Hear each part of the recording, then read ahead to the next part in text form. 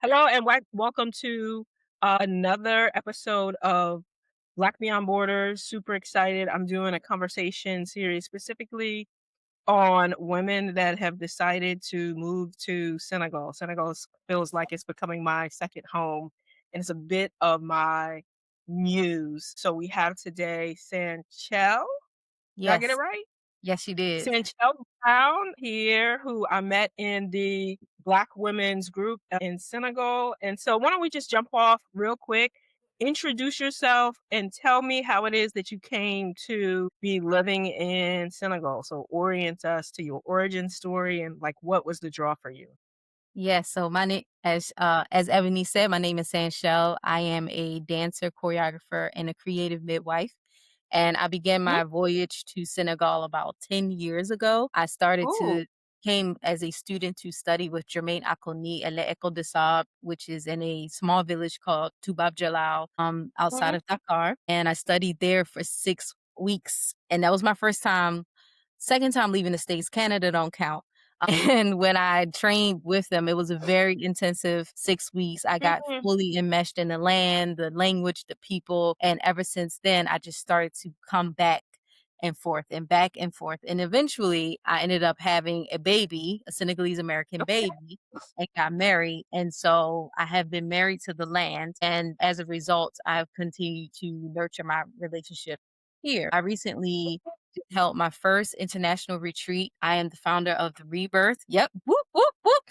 So I was able to bring women from America here, and that was very special because I've been coming all these times by myself. So to be able to bring all the learn Ah, and they being with me and they understanding exactly like where I come from and where we were landing. It was a beautiful journey. So yeah, Senegal has been, like you said, a home that has continuously opened its doors to me. lovely, lovely, lovely. So, part of what you do now is bring people over? Yes, And are you doing like midwifery in that or cultural exchange experiences? Or tell me a little bit more all of about that. that. Yep. So my title as a creative midwife is a the title is given to me by spirit, and it Mm, basically is my way of being able to help women midwife their dreams into reality. come on now. Yeah, yeah. So we focus on, womb health, being able to connect with your creative center, being able to connect with the chakras, and utilizing Hmm. dance as a way to do that. And so the work that I have been doing is done virtually or it can be done in person, but I do a lot of one-on-one coaching with women, but my coaching is really movement based. And then Okay. in this particular journey, these women started with me virtually, and then they were able to travel to Senegal as our final culmination retreat. And even before we got here, we were taking Wolof classes. Like we have a Okay. Wolof instructor, so they were really oriented to the land before they got here. And so it opened up the door for me to be able to do one-on-one journeys with people now that I'm here. I'm stationed here for a while, and then also continue to do the yearly retreat with the group. Love that. Slow Thank you. claps. It's so clap. Okay. So I'm gonna ask you some real black. Where are your people from in the US? Like, Mhm. where are you from? Originally. Yeah, my people they come from Stony Creek, Virginia, and on my mother's Okay. side, and then on my paternal side, they come from Eastern Shore of Maryland. I grew up in Okay. Baltimore, Maryland. And Got you. Got you. so I was the wildflower that started to travel the world and venture out. But yeah. All right, so let's talk about what the people really want to know about. So I'm gonna get into your business a little bit later about how you met your boo, Yeah. but the people love the juicy Yeah, details of. Why don't we just go with that? Give it the tea. So you met a boo, you got a Senegalese American fusion baby. yes. I'm so Yes. silly, right? So how did you move? You how did you meet your now husband? What was the love story of that? I love people's love origin stories. Well, I was here for a residency for quite some time. It wasn't the first time that I came to study, but I had been coming back multiple times to continue my studies in West African dance. And he's a Okay. drummer. And so we met during that trip. And it was a lot of we didn't speak the same language. He didn't speak any English in the Ooh, child. beginning. Bless Yes. you.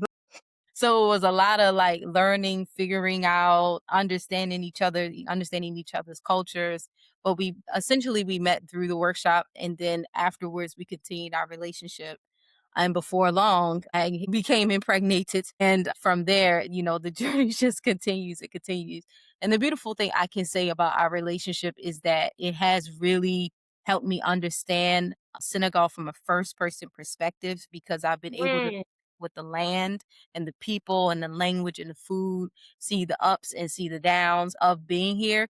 And so being able to bring others guests here and to be on the land, I feel a lot more oriented to be able to do that. So it's a lot of perks to being able to have that cross-continental co-parenting, co-living kind of marriage relationship. yeah. It's been a quite initiation for me So, how long have y'all been married slash together? for the past 4 years. And Okay. yeah, and my And how daughter old is my going on 50. lovely, and what's her name? I love knowing people's names. Her name is Njole. Njole, does that have a Yeah, you meaning? said it so well. It rolled right off your tongue. Njole. Well, that's I'm trying to, um, be Senegalese. I've been there a number of times. I'll probably go back and forth, right? Yeah, It's becoming it's doing you a good. second.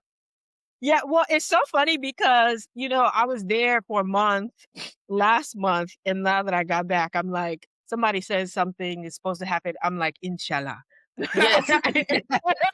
Hallelujah. Right, right, So right. I'm like, "Mashallah," and I was like, "I'm really thinking I'm Senegalese over here." So talk about that because I had a guest on earlier this week that has married into the culture. So talk Mhm, about the joys and challenges of essentially being a Black American coming into a Senegalese environment, but also like merging families. So what are the joys of that, right? And you talked about like how you now have a grounding space of like you're not just some outsider, but you've been drafted in. But what have been the challenges of being a wife and a mother and really a entrepreneur in, a land that has become home, but, you kinda have this insider outsider mhm. position. Talk a little bit about that.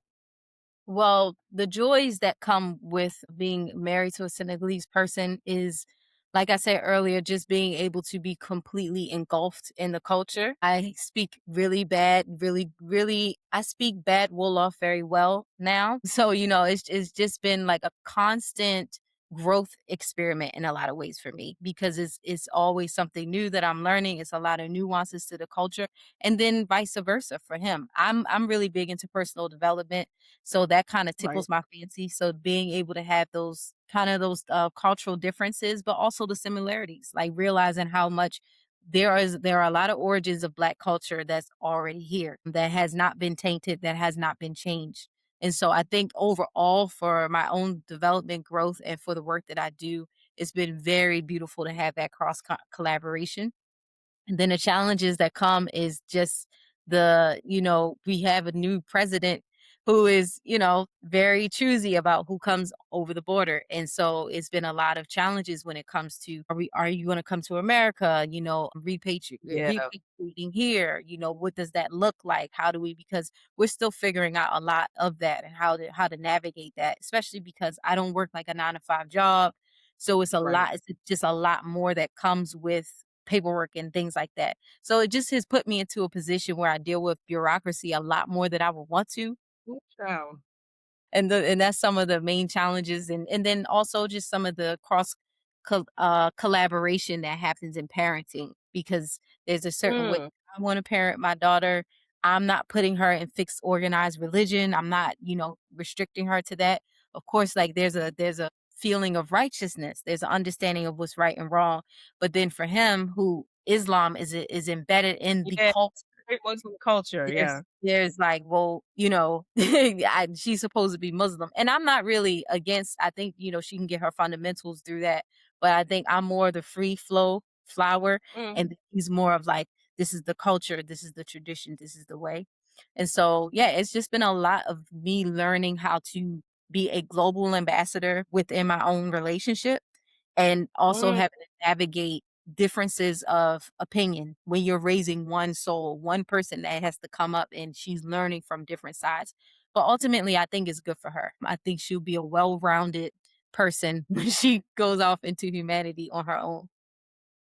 Yeah, I mean, so I interviewed another friend that I just got off the phone with actually. She is Senegalese, but moved to the US about 25 years ago and brought her daughter back, right? And she talks about now her daughter knows 3 languages, right? And could be, she goes to the US to spend time there and then comes back. And so it's just like a well-rounded individual who just kind of grew up moving across these cultures, which I think as a human being, learning that adaptability from a young age will make you just more marketable and connected in the global economy and world that we live in.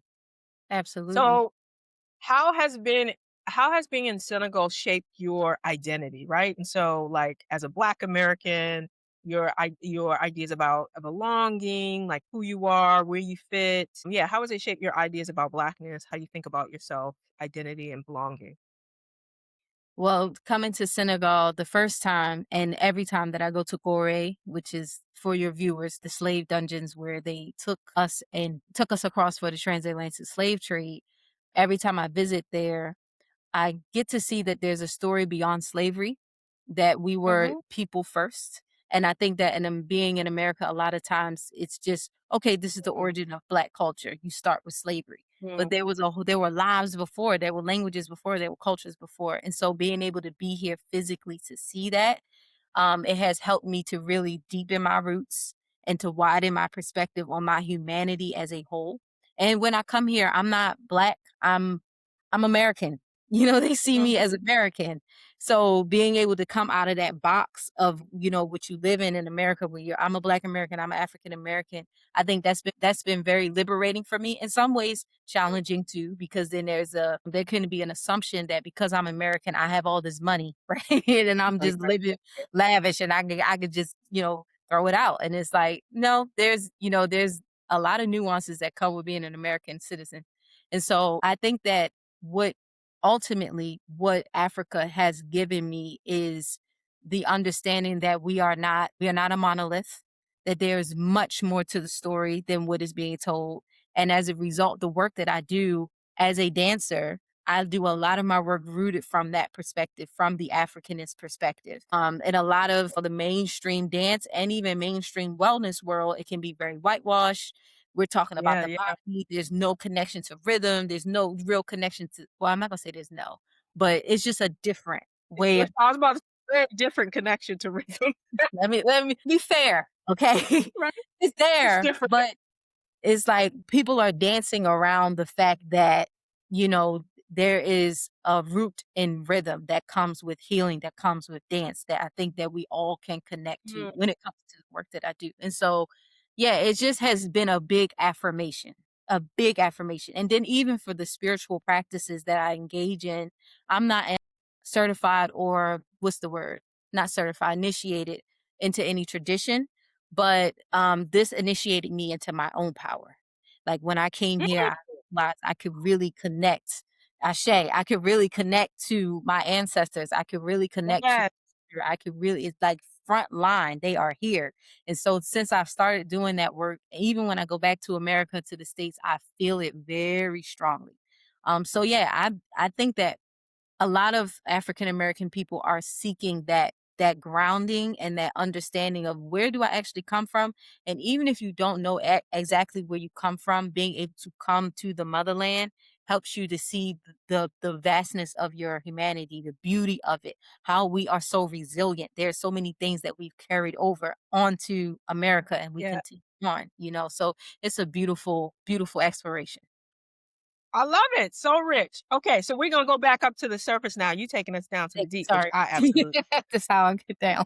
job. I absolutely love that. But I also want to talk about your favorite thing. So where is it, like, describe to us where you live, like where is it in relation to, like, we're in Senegal. What's it like being there and what are your favorite things? Like foods, places, like give us some, like, what is life like where you're Mhm. living? What are your favorite things? If you're like, if you come here, this is what you gotta do. This is what you gotta eat. Because I Yeah. like to give viewers and listeners real grounding, and I want them to almost taste and see. Senegal. I currently live in Chadigar, which is outside of Dakar. It's probably like a midway point towards the airport. Okay, yeah.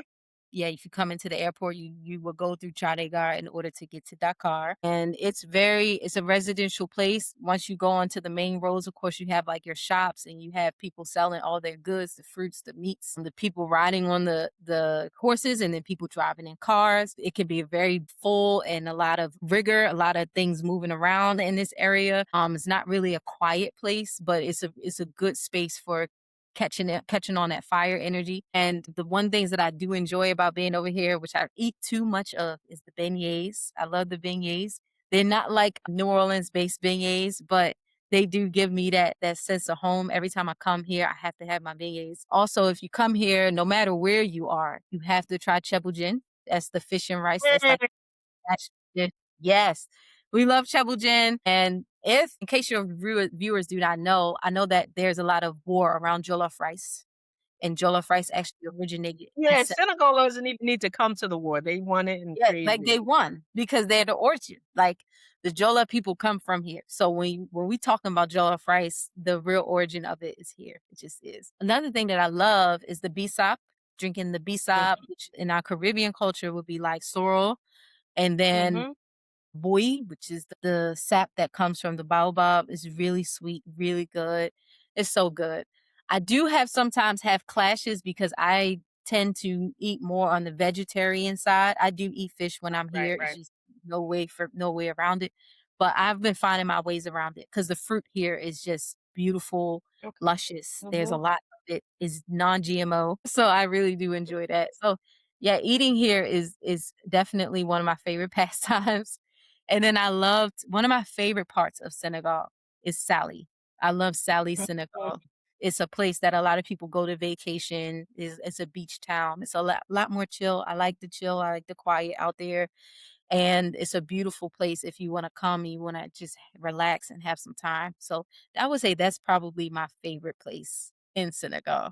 That's Yes, yes. cool, but For 2 hours. viewers and listeners, Salé is on the what they call the Petite Côte, I think, and it's like this vacation chill area. There's Salé, there's Simone, like Mbor, and people maybe like an hour, 90 minutes from Dakar, probably a little bit closer from you since you're already on the way to the airport. It's on the water. There's a lagoon down there, so it really is peaceful and probably the most touristy, I would say, Mm, but it really has a you go relax and be by the water, and it feels kinda expansive.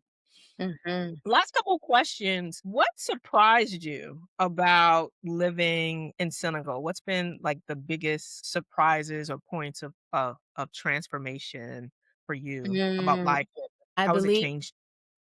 Senegal has taught me that I cannot live beyond my consequences, and what I mean by Mm, that it made me really slow down.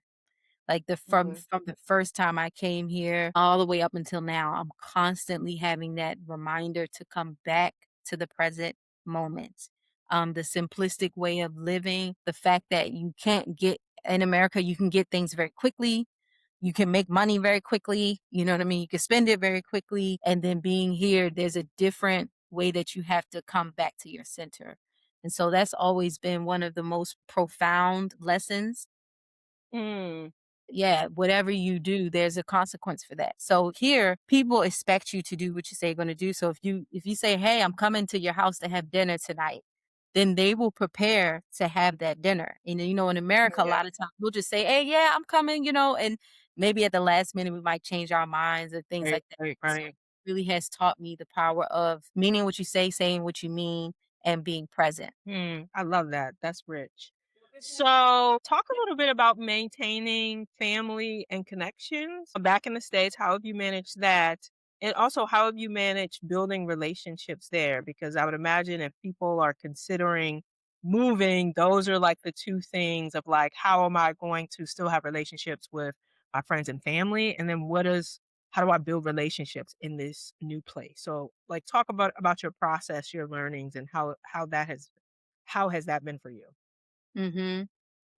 Well, I think any relationship that you wanna keep is gonna take effort, and when you decide to leave a country and leave people that you know, it's going to take, consistent effort, and so it just depends on the kind of relationships that you have with folks. People know me to kinda go off and go travel, and sometimes to just go off and, like, have a sabbatical. Like, people know me to do that, so at this point, they've kinda gotten used to it, like, "Oh, okay, you in Africa, alright, well, I'll get with you when you're done," or we just talk, over time. So I just think if you really want to keep those connections strong, then WhatsApp is beautiful, is a beautiful thing. Because when I first started coming to Senegal, there was no WhatsApp. So Mm, just these things like IG and it's really not much that you have to do. You don't have to get a SIM card. So yeah, it's just all about how much you want to maintain those relationships. And I know a lot of people fear leaving family behind because it's like, well, what if something happens, right? But the thing is, if something happens, it will happen even if you were there. The difference right. is maybe that it would take you a little bit longer to get home, but you can't really play God in people's lives. You have to be able to let Mm, yourself be free, go live your life, and if things do happen, you address it accordingly. So I think that, yeah, when it comes to relationships, it's just all about being willing to put that effort and time in. And then, my relationships here, when I'm here with family, I'm sitting with them, I'm learning from them, I'm being with them, I'm being present with them. It makes up for all the time when I can't be physically present. So yeah, thank good yeah. technology. And how often do you, like, talk to your family or come back to the States, or, do they visit you, etcetera? My family has not come yet, so like, come on now. But What's yeah, some I do go back to the States and when I do go back, I do visit and I talk to them every day, every other day. It just depends on how busy the day is, but I mean, it's pretty much like as long as you have Wi-Fi, then you're good to go. Okay, lovely. And do you have, like, a routine of coming to the States? Like, "Oh, I come back on Christmas," or, "I come back every year, or every 2 years," or it just looks like a flow depending on what you have going on? Generally, I will come back like around the springtime. And Okay. then definitely if I can go back in the fall, then I go back in the fall. But Okay. yeah, for the most part, it just depends on how things flow during the year. Um, yeah, and then for the other times that I'll be here. And how have you built I can never tell how old Black people are. You could be anywhere from 25 to 30 something, I don't know. So how has it been being a young person Mhm. in relationships in a different country? Has that been easy? Do you have, like, an expat community, or have you been able to build friendships with folks that are Senegalese? And then, of course, you have a husband, so that grafts you into the family. Talk a little bit about that.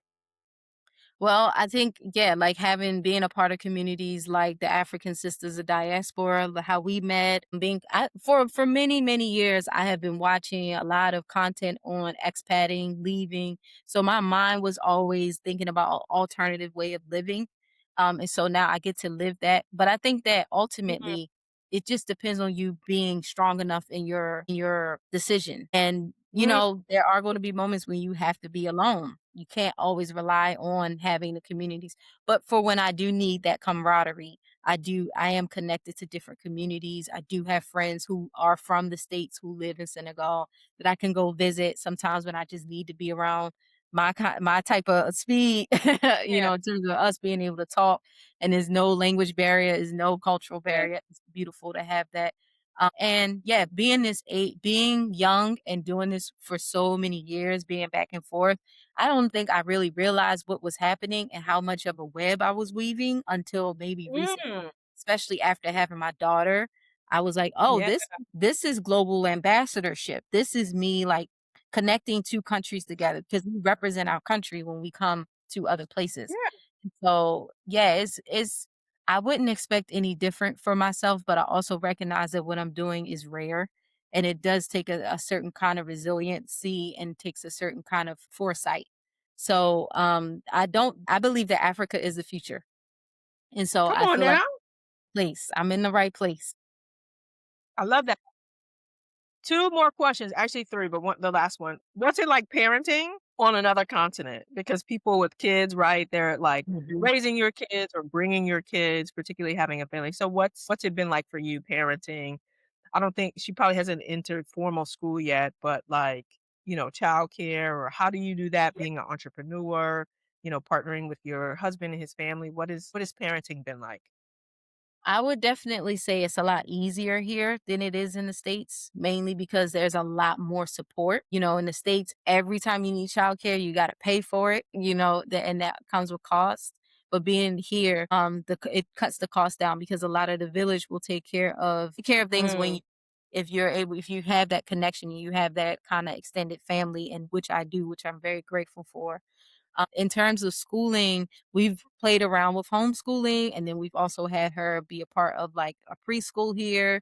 And so this year we're looking into probably, which I was resisting for a while, but a school that is American, like they have American curriculum. I was resisting that for mm. a while, but I'm in a place now where she definitely needs that rigor, and so we're still figuring that out. But in the past, we've done a lot of homeschooling, and then we've done like some of the local schooling here. So she's learned a lot in the other language, but I think that she's like, I need to really understand what's going on. So yeah, we're looking into getting her into like a blended school next year. Yeah, yeah. Has she learned Wolof primarily English, French, or all 3? All 3. So, but she mainly speaks English, and then she does understand Wolof better than she can speak it, and some French because they speak Senegalese French.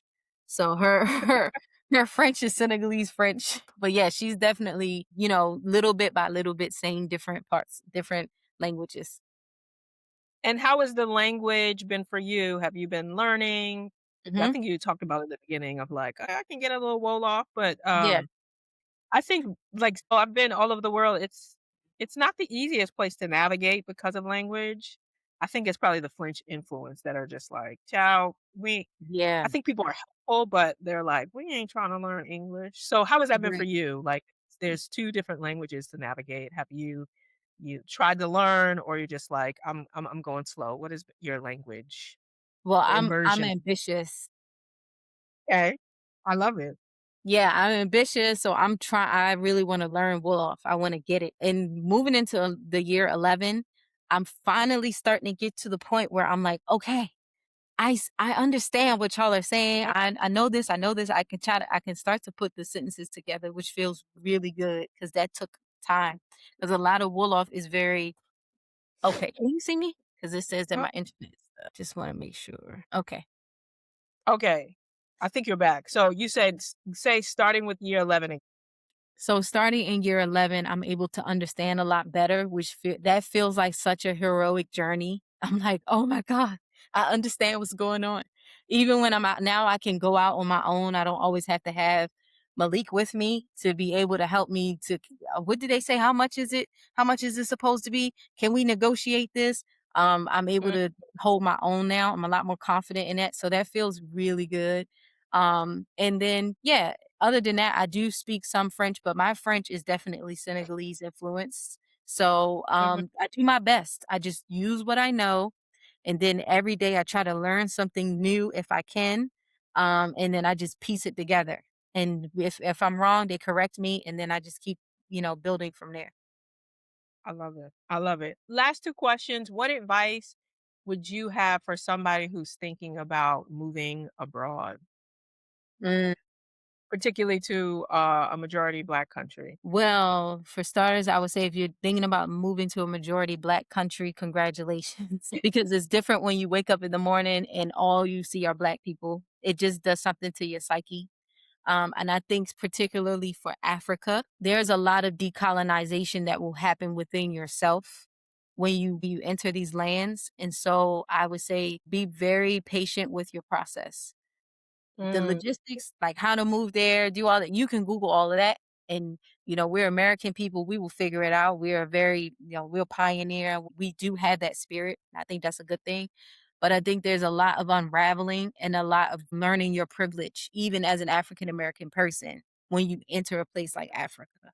yeah. And so when you can come to give and you can receive. there's a reciprocal relationship that I realized that happens with Africa. As long as you are giving in the ways in which you should, she will give back to you. She's very Mm, abundant, but I think it's just important to note not to be exploitive when you do come mhm. to realize where you are, to ground yourself in that, and then to see where you fit in the big puzzle of the African life. I know that's right. Last question. How do people find out about you, your work? Is there a website? Tell us about your business, how to find it, how to find you. And I Yes. will put it in the show notes so you can get some shine. Thank you, thank you. So yes, my company is titled The Rebirth. It is Rebearth, and you can find us on Instagram. It's just the word rebirth with two underscores after. We do have a website, therebirth.org. You can learn more about the work. And yeah, you can find me on Facebook, Sanchel Brown. And that's pretty much it. Once you go there, we have all the links in the bios and all the things. You can check us out there. Well, lovely. Well, Sanchel, thank you. Thank you. Thank you. Thank you. Thank you so much for Thank coming on. you. Thank you for Appreciate it. sharing your story when I am in Senegal again, which will probably be sometime within the next 12 months. We must kind of get together so we can kiki a little bit. But Absolutely. thank you for your story. Thank you for the work you're doing. Thank you for having the courage to go back and forth and to stay. I love hearing people's stories and I love sharing them because it gives other people inspiration and encouragement that if this is something they want to do, they can either do it now or they can do it over time, but it is absolutely possible. So thank you for being a possibility model for the Mhm. world and particularly black women and our listening and viewers. So thank you. Thank you, Thank thank you, you so thank you. much. Look in the show notes for her work, for the websites. I'll put all that in there. Thank you.